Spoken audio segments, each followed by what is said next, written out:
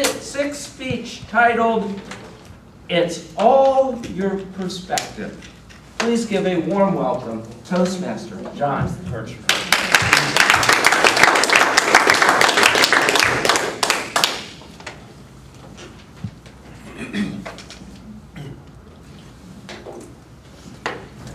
Life happens, period. Sometimes it's good, and sometimes it's bad. But it's always your perspective. You can view it as good, or you can view it as bad. It's up to you. Remember, life is 10% what happens to you, and 90% how you react to it. If you recall, I was in a car accident when I was 17 that left me paralyzed from the neck down.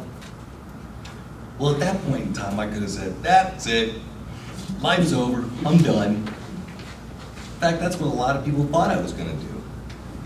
But at that point in time, I made a conscious decision to not do that at all. In fact, I made sure that I was always looking at the glass half full. Instead of focusing on my disabilities, I focused on my abilities. And what I realized is, it's all your perspective. Let me share with you some of the advantages of being, quote, disabled. Number one, great parking. Imagine Christmas time.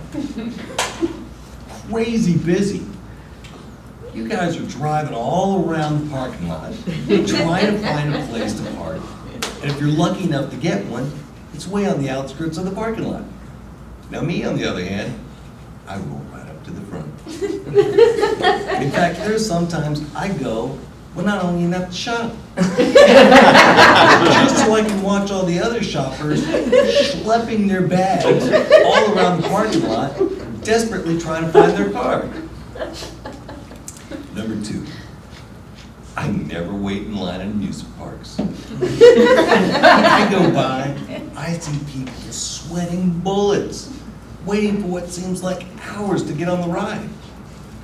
As I just roll up into air-conditioned Nirvana, get ready to ride the ride.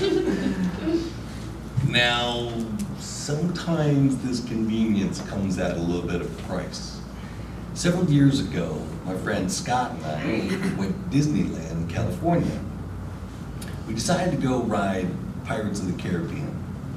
Well, it turned out that the wheelchair entrance was the actual exit, so we never really saw where everybody was standing in line for the ride.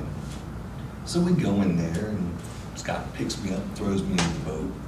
Well, because I have no upper body balance, he had to sit right next to me with his arms wrapped really tight around me.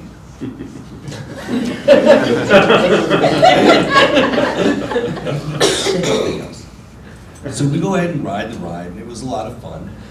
And as it's coming to the end, we noticed the end of the tunnel was getting brighter and brighter. We really quickly realized where everybody was standing in line for the ride, right where all the boats were going by. We felt the stare of hundreds of eyes beaming down on us as they were probably thinking, what a cute couple they are. Needless to say, that was the last time I ever rode Pirates of the Caribbean. 3, my shoes never get worn out. I never have to buy new shoes. Believe it or not, the shoes that I'm wearing right now are 15 years old.